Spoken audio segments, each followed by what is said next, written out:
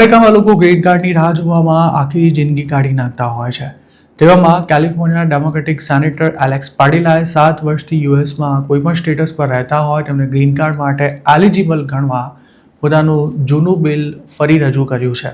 આ બિલને અગાઉ 2025માં રજૂ કરવામાં આવ્યું હતું, જે આગળ નહોતું વધી શક્યું. તેને રીઇન્ટ્રોડ્યુસ કરનારા સેનેટરનું કહેવું છે કે જે લોકોએ પોતાની લાઈફ અમેરિકામાં બનાવી છે, દેશની ઇકોનોમીમાં પ્રદાન આપ્યું છે અને જેમનો કોઈ ક્રિમિનલ રેકોર્ડ નથી તેમને અહીં જ રહેવાનો ચાન્સ મળવો જોઈએ. સેનેટર એલેક્સ પાડિલાએ એક્સ પર એવું જણાવ્યું હતું કે ટ્રમ્પ અને વ્હાઇટ હાઉસના deputy chief of staff Stephen મિલરની ઇમિગ્રેશન પોલિસીને કારણે ફેમિલીઝ એકબીજાથી અલગ થઈ રહી છે. બાળકોને ડિટેન્શન સેન્ટરમાં પૂરવામાં આવ્યા છે, તેમજ ઘણા લોકોને પોતાનો જીવ પણ ગુમાવવો પડ્યો છે. આ સ્થિતિમાં અમેરિકામાં મહેનત મજૂરી કરતા ઇમિગ્રન્ટ્સને બલીના બકરા બનાવવાને બદલે તેઓ સન્માન સાથે જીવી શકે તે સુનિશ્ચિત કરવા કાયદામાં ફેરફાર કરવા જોઈએ.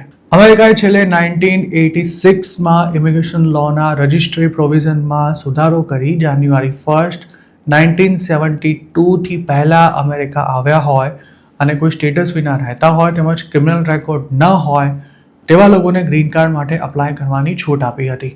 સેનેટર એલેક્સ પાડિલાએ જે બિલ રજૂ કર્યું છે તેમાં રજિસ્ટ્રી પ્રોવિઝનની કટ ઓફ ડેટને બદલે કોઈપણ સ્ટેટસ પર 7 વર્ષથી યુએસમાં રહેતા હોય તેવા તમામ લોકોને ગ્રીન કાર્ડ માટે એલિજિબલ ગણવાની દરખાસ્ત મૂકવામાં આવી છે. આ બિલમાં જે મુદ્દાનો ઉલ્લેખ કરવામાં આવ્યો છે તેમાં 7 વર્ષના સ્ટે ઉપરાંત રજિસ્ટ્રી રિક્વાયરમેન્ટ પૂરી કરતા હોય, કોઈ ડિસ્ક્વોલિફાઈંગ ક્રિમિનલ રેકોર્ડ ન હોય તેમજ ઇમિગ્રેશન લો હેઠળ એડમિસિબલ હોય તેવા લોકોને ગ્રીન કાર્ડ આપવાની વાત કરાઈ છે. આમ તો આ બિલને કાયદાનું સ્વરૂપ મળે તેવી લગભગ કોઈ જ શક્યતા નથી, પણ જો એકવાર એવું માની લઈએ કે આવો કોઈ કાયદો બની જાય તો અમેરિકામાં વર્ષો પહેલાં ઇલીગલી એન્ટર થયા હોય, વિઝા પર ઓવરસ્ટે થઈ ગયા હોય તેમજ યુએસમાં જ કરિયર બનાવવાની સાથે પોતાનો પરિવાર વસાવ્યો હોય અને ટેક્સ પે કરવા ઉપરાંત કોમ્યુનિટીમાં કોન્ટ્રીબ્યુટ કરતા હોય તેમને લીગલી પરમનન્ટ રેસિડેન્ટ બનવાનો મોકો મળી શકે તેમ છે.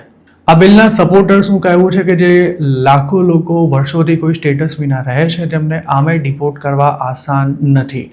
તેવામાં જો તેમને લીગલ સ્ટેટસ આપી દેવાય તો અમેરિકાને જ તેનો ફાયદો થશે.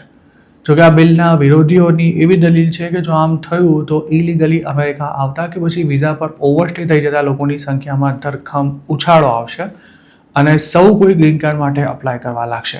એટલું જ નહીં, તેનાથી ઇમિગ્રેશન લોનો ભંગ કરતા લોકોને પણ પ્રોત્સાહન મળશે તેમજ આવો કોઈ પણ કાયદો બનાવતા પહેલા બોર્ડર સિક્યોરિટીને ઘણી જ કડક બનાવવી પડશે.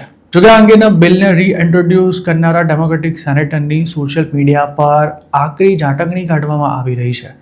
તેમની પોસ્ટ પર કમેન્ટ કરનારા લોકોની દલીલ છે કે ઇલીગલ ઇમિગ્રન્ટ્સને કારણે અમેરિકામાં ક્રાઇમ વધ્યો છે તેમજ 2005માં ખુદ બરાક ઓબામાએ એવું કહ્યું હતું કે યુએસમાં ઇલીગલી આવનાર લોકોને ડિપોર્ટ કરવામાં આવશે તેમજ તેમને નોકરી રાખનારા સામે પણ કાયદાકીય કાર્યવાહી થશે. આ ઉપરાંત હવે ઇમિગ્રન્ટ્સને લીગલ સ્ટેટસ આપવાની માંગ કરી રહેલા ડેમોક્રેટિક સેનેટર બાઇડનની સરકાર વખતે ક્યાં હતા તેવા સવાલો પણ તેમને પૂછવામાં આવી રહ્યા છે. લીગલી યુએસ માઇગ્રેટ થવા માંગતા લોકો હાલ વર્ષોના વેઇટિંગમાં છે. તેવામાં જે લોકો ઇલીગલી આવ્યા છે તેમને જો ગ્રીન કાર્ડ મળી જશે તો જે વેઇટિંગમાં છે તેમનું શું થશે તેવી દલીલ પણ એલેક્સ પાડિલાની પોસ્ટ પર કમેન્ટ કરનારા અમુક યુઝર્સે કરી છે. અમેરિકામાં આ પ્રકારના સેંકડો બિલ્સ અત્યાર સુધી ઇન્ટ્રોડ્યુસ થઈ ચૂક્યા છે, જેમાંથી મોટા ભાગનાનું બાળમરણ થયું છે. એલેક્સ પાડિલા દ્વારા ફરી રજૂ કરાયેલા આ બિલની પણ એ જ હાલત થવાની છે. એ પણ હકીકત છે કે અમેરિકાની સરકાર ભવિષ્યમાં આવો કોઈ કાયદો લાવશે તેવી આશા રાખીને બેઠેલા લાખો અનડોક્યુમેન્ટેડ ઇમિગ્રન્ટ્સ ત્યાં ટેક્સ પે કરી રહ્યા છે અને ઘણા તો એવા પણ સપના જુએ છે કે જો અમેરિકાની સરકાર અમુક રકમનો દંડ લઈ ગ્રીન કાર્ડ આપી દે તો પણ લોકોને ફાયદો થઈ જાય. અમેરિકાના ઇમિગ્રેશન લોમાં છેલ્લા 40 વર્ષથી લગભગ કોઈ જ મોટા ફેરફાર નથી થયા તે હકીકત છે. તેના કારણે જ લીગલ ઇમિગ્રેશન પણ સાવ ધીમું પડી ગયું છે અને તેમાં વર્ષોનું વેઇટિંગ ચાલી રહ્યું છે. તેવામાં ઇલીગલ ઇમિગ્રન્ટ્સને સરકાર કોઈ પ્રકારની રાહત આપે તેવો સવાલ જ ઊભો નથી થતો. આ ઉપરાંત હવે તો ટેક્સ પે કરતા હોય તેવા ઇલીગલ ઇમિગ્રન્ટ્સની ધરપકડ બાદ પણ તેમને જેલમાંથી છોડવામાં નથી આવી રહ્યા. તેવામાં તેમને ભવિષ્યમાં ગ્રીન કાર્ડ મળશે તેવી કલ્પના પણ દિવા સ્વપ્નથી વિશેષ બીજું કંઈ જ નથી. આ બિલ અંગે આપનું શું માનવું છે તેમને કમેન્ટમાં ચોક્કસ જણાવજો.